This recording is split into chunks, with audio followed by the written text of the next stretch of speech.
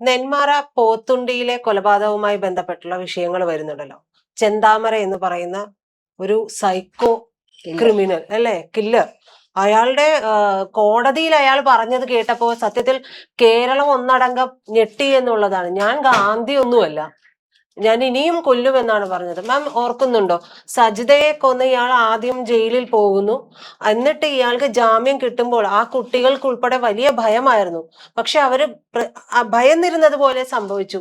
പിന്നീട് കൊല്ലപ്പെടുന്നത് അവരുടെ അച്ഛനും അമ്മുമ്മയുമാണ്. ഇനി നാളെ വാദം കേൾക്കുകയാണ് കോടതി. ശിക്ഷ എന്തായിരിക്കുമെന്ന് അറിയില്ല. അയാൾ തന്നെ പറയുന്നു എന്നെ തൂക്കിക്കോളൂ എന്ന്. അല്ലെങ്കിൽ ഞാൻ ശരിപ്പെടുത്തും. ആ പെൺകുട്ടികളെ കണ്ട ഒരു കൊച്ചു പെൺകുട്ടിയും കൂടെ കേട്ടോ. അവർക്ക് എന്താ ചാലില പോലെ വിറക്കുകയാണ്. എപ്പ വേണമെങ്കിലും പതുങ്ങിയിരിക്കുന്ന മരണം അല്ലേ. ജീവിതം തുടങ്ങിയിട്ടില്ല. അച്ഛനും അമ്മയും അമ്മുമ്മയും നഷ്ടപ്പെട്ടു ഒരാൾ കാരണം, ഒരൊറ്റ ആളുടെ സൈക്കോ ബിഹേവിയർ കാരണം നഷ്ടപ്പെട്ടു. അദ്ദേഹം പറയുകയാണ് എന്നെ തൂക്കി കൊന്നില്ല എങ്കിൽ, ഞാൻ പുറത്തിറങ്ങുകയാണെങ്കിൽ ഇനിയും പലരെയും കൊല്ലും ഞാൻ, ഗാന്ധിജി അല്ല എന്ന് പറയുന്ന ആളെ എന്ത് ധൈര്യത്തിലാണ് പുറത്തേക്ക് വിടാൻ പറ്റുക? ഞാൻ തൂക്കി കൊല്ലുന്നതിന് വലിയ അനുകൂലമായിട്ടുള്ള വ്യക്തിയല്ല. ദൈവം തന്ന ജീവൻ നമുക്ക് തിരിച്ചെടുക്കാൻ അധികാരമില്ല എന്നൊക്കെ ഒരു വശത്ത് ചിന്തിക്കുമ്പോൾ തന്നെ, ദൈവം തന്ന ജീവനെയാണ് ഈ കൊലപാതകി എടുത്തിരിക്കുന്നത്. പ്രത്യേകിച്ചും ആ സാഹചര്യത്തിൽ രണ്ട് കൊച്ചു പെൺകുട്ടികളുടെ കണ്ണിലെ ഭീതി, അമ്മയല്ലേ കണ്ടില്ലേ, നമുക്കത് സഹിക്കാൻ പറ്റുന്നില്ല. നമുക്ക് എങ്ങനെയാ അവരെ ആശ്വസിക്കാൻ പറ്റുക? ഈ ഗവൺമെന്റിന് തോന്നുന്ന പോലെയല്ലേ ഇവര് പരോള് കൊടുക്കുന്നത് അല്ലെങ്കിൽ ശിക്ഷ ഒഴിവാക്കി കൊടുക്കുന്നത്.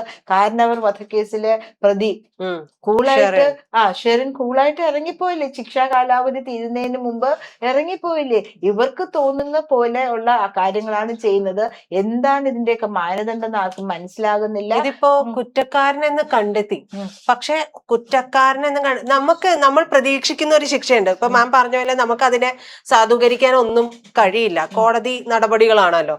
പക്ഷെ കേരളം ആഗ്രഹിക്കുന്ന ഒരു ശിക്ഷയുണ്ട്.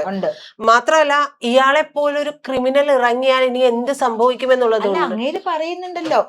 സൈക്കാട്രിസ്റ്റ് പറഞ്ഞിരിക്കുന്ന പോലെ എനിക്ക് യാതൊരു മാനസിക പ്രശ്നങ്ങളും ഇല്ല, ഞാൻ മെന്റലി ഓക്കെ ആണ്, ഇനിയും ഞാൻ ഇത് തന്നെ ചെയ്യും. എന്താണ് ആദ്യം കുട്ടികളുടെ അമ്മയെ കൊല്ലാനുള്ള കാര്യം?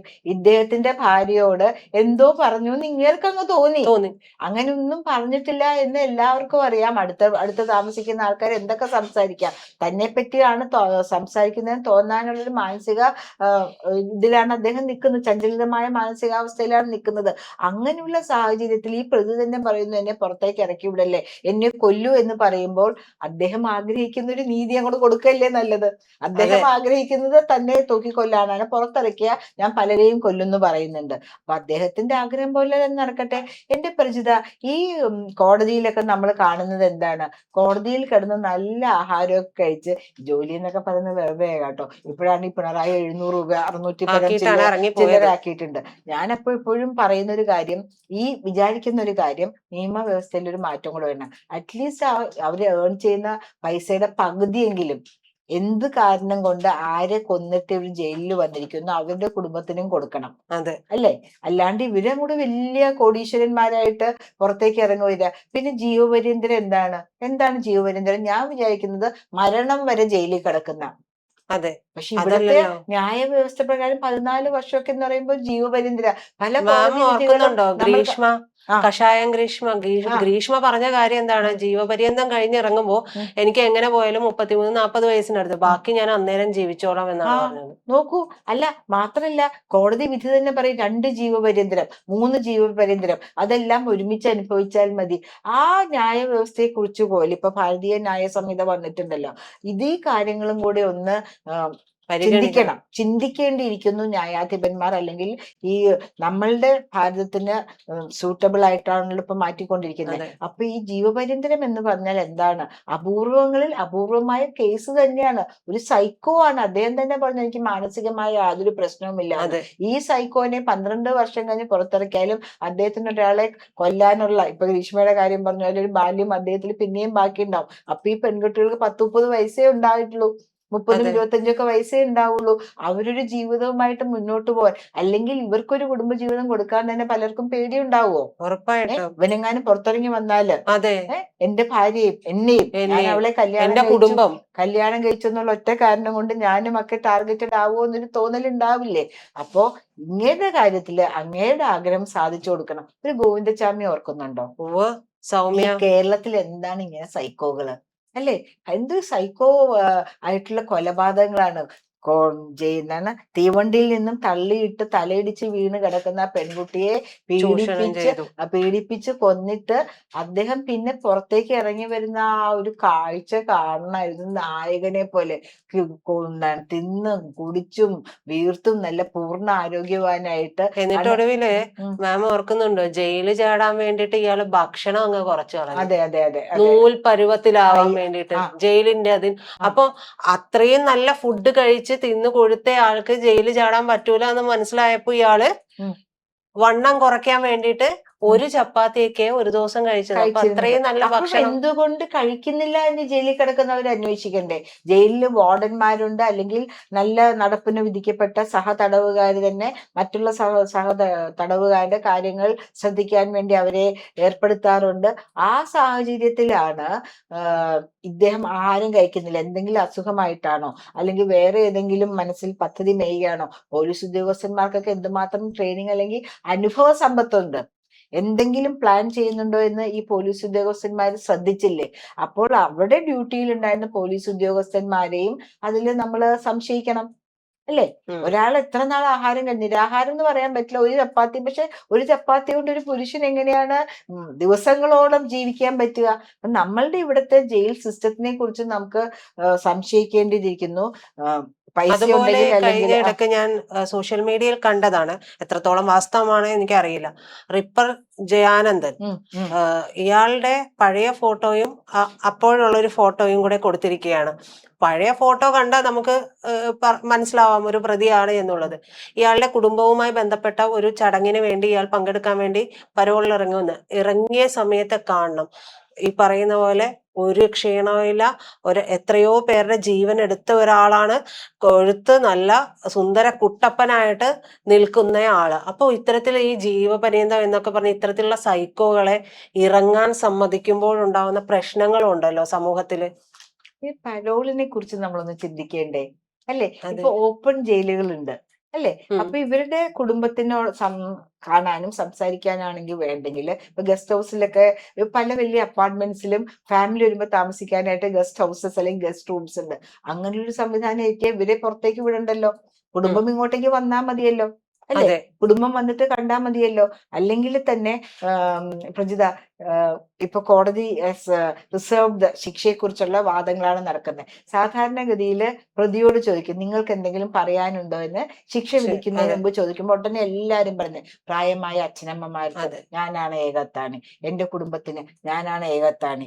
ഈ ഒരു ഒരു എന്താ പറയുന്നത്, ആളെ കൊല്ലുന്നതിന് മുമ്പ് ഇതൊന്നും ഓർത്തില്ലേ? ഇല്ലേ? അതെ ഞാനാണ് ഇവരുടെ കത്താണ്, എല്ലാരും പറയുന്ന കാര്യമാണ്. എനിക്ക് ഇങ്ങനെ ഒരു കാര്യം. ശിക്ഷിച്ചാൽ, ജയിലിലേക്ക് അയച്ചാൽ ഏറ്റവും മിനിമം ശിക്ഷ തരണം, കാരണം ഞാനാണ് എന്റെ കുടുംബത്തിന്റെ അത്താണി എന്ന് പറയുന്നത്. പക്ഷെ ഈ ചെന്താമര എന്താ പറയുന്നേ? എന്നെ എനിക്ക് കൊല്ലും. അങ്ങനെയൊന്നുമില്ല, എന്നെ പുറത്ത് വിട്ട ഐ കിൽ മോർ പീപ്പിൾ, ഞാൻ ഇനിയും ആൾക്കാരെ കൊല്ലും, അതുകൊണ്ട് എനിക്ക് തൂക്കുകയർ തന്നെ തരൂ എന്നാണ് പറയുന്നത്. ആ ഒരു അവസ്ഥയിലേക്ക് എത്തിയിരിക്കുന്ന ധാരാളം പേര് നമ്മുടെ കൊച്ചു കേരളത്തിലുണ്ട്. ഐ ഡോണ്ട് കെയർ, എനിക്ക് ചെയ്യാനുള്ളത് ഞാൻ ചെയ്യും, ഇത്രയൊക്കെയല്ലേ ഉള്ളൂ. അതെ എനിക്ക് നല്ല ചിക്കന് ചിക്കൻ, മട്ടന് മട്ടൻ, ചപ്പാത്തിക്ക് ചപ്പാത്തി, ചോറിന് ചോറ്, ജ്യൂസിന് ജ്യൂസ്.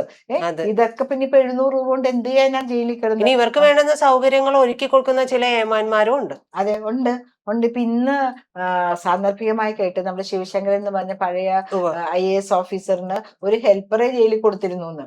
അപ്പൊ ഈ ഹെൽപ്പറിനുള്ള ശമ്പളം ആര് കൊടുത്തു? അല്ലെങ്കിൽ അയാൾ ചുമ്മാ സ്വമേധയാ വന്ന് ഹെൽപ്പ് ചെയ്തോ? യാതൊരു പ്രതിഫലവും അതെ. പറ്റാണ്ട്. അപ്പൊ അങ്ങനെയും ഒക്കെ നമുക്ക് ഹെൽപ്പർമാരെയും കിട്ടുമായിരിക്കും ഉം. ജയിലില്. 700 രൂപ കൊടുക്കുകയാണെങ്കിൽ, കിട്ടുന്ന രൂപ ഒരു ഹെൽപ്പറിന് കൊടുക്കുകയാണെങ്കിൽ ഹെൽപ്പ് ചെയ്യാനായിട്ട് എല്ലാ ചെലവും കഴിഞ്ഞാൽ 700 രൂപ എന്ന് മറ്റൊരു കാര്യം ആലോചിക്കണം. കൂടിയുണ്ട്. ഈ ആ ഷെറിൻ കാരണവർ കേസിലെ ഉം. ഷെറിന്റെ വസ്ത്രം അലക്കി കൊടുക്കാൻ ജയിലിലെ സഹതടവുകാരിയോട് പറഞ്ഞിട്ടുണ്ടായിരുന്നു. ആ ഇത് ചെയ്തില്ലെങ്കിൽ ആ നല്ല തടവുകാരിയെ നല്ല പൂശും ഷെറിൻ. അതെ അതെ അതെ. അപ്പൊ ഇങ്ങനെയൊക്കെയാണ് തടവറകളിൽ നടക്കുന്നതെന്ന് പറഞ്ഞല്ലോ.